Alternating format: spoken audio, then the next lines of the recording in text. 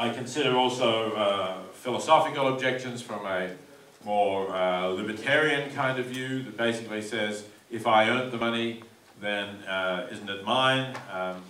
Aren't I entitled to keep it?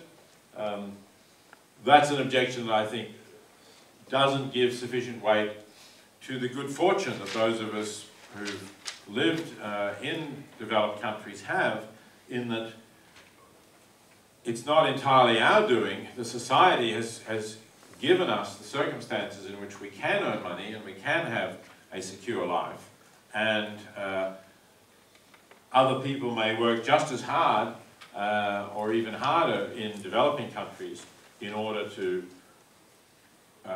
try to feed their families and to try to achieve financial security, but it simply may not be possible because of the circumstances in which they live. I also consider the question of whether this should be an individual matter, as I've described it so far, or a matter for the community, for the state, to actually take over. And again, this is probably, well, contrast to the other objection about dealing with poverty at home first, which I said is more likely to be raised in the United States than here. This objection is something that I think you are in a better position to ask here than in the United States, because Sweden does give, through your government, through your taxes, you do give substantially more foreign aid than Americans, Australians, in fact, almost every other country in the world. I think when I was in Sweden last year, in fact, Sweden was giving more than every other country in the world. On the more recent figures I've seen, I think your neighbours in Norway have now edged ahead, but you're still well up there among the leading nations in this field. So it is reasonable to ask, isn't this something that is better done by the government? If you have a government aid program that is substantial and that is also doing a reasonably effective job at getting aid to the poorest parts of the world.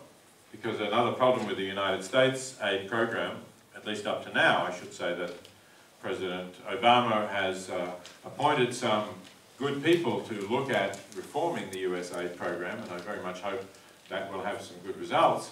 But up till now, the US aid program has not only been far smaller than Sweden's in proportion to gross national income. It's not even been a quarter of the size of Sweden's program.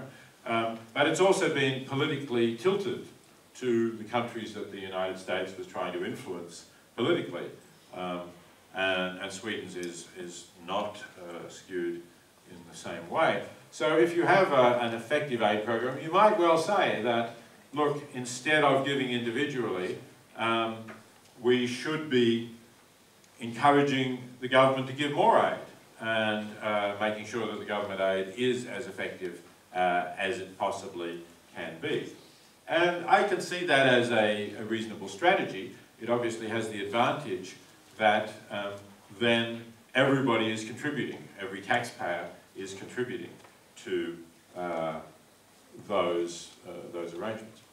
But if that's not happening, I think it's important to emphasize that we still do have the power ourselves to increase what we're giving.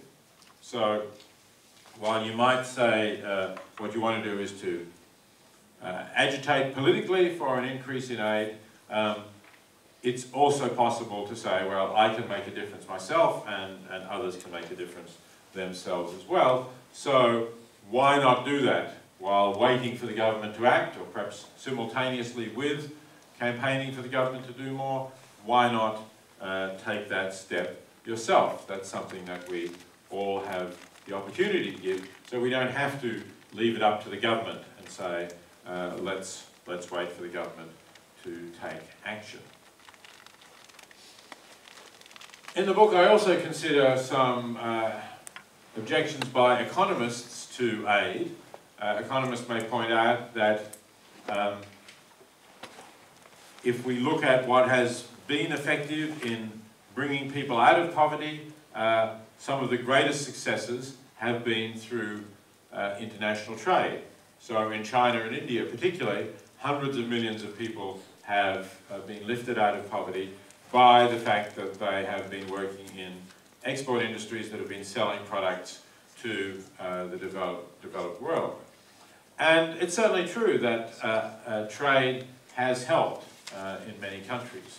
And so one other alternative to giving yourself could be, again, to be politically active for trade policies that are more helpful to the poorest countries.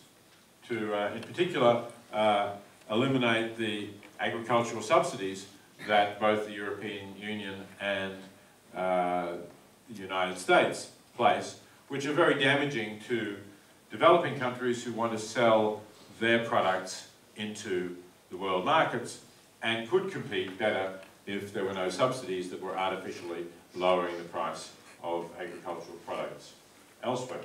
So that again can be a useful thing to do. I certainly don't deny that. But at the moment, while trade has helped a lot in certain countries, there are other countries that have not really been able effectively to participate in that more globalized economy.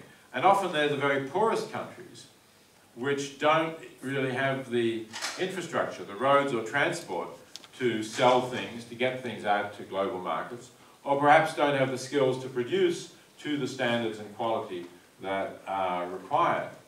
So countries may still need aid. Trade may be the solution to poverty for some countries, but not to all countries. And I think there are still going to be opportunities for effective aid, which we have not taken.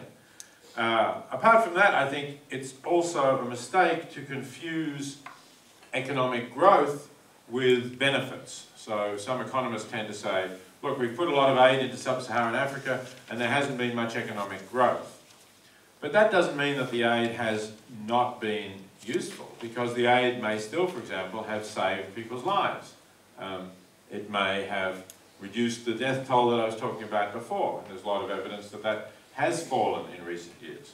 And it may have given people a better quality of life, even without necessarily raising their income by any standards that we can measure.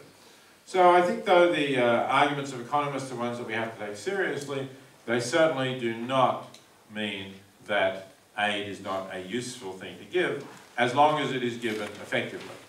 And another chapter in the book discusses how to make sure that the organisations that you're giving to are going to be effective, and how we can learn from mistakes that have been made in the past and make aid more effective.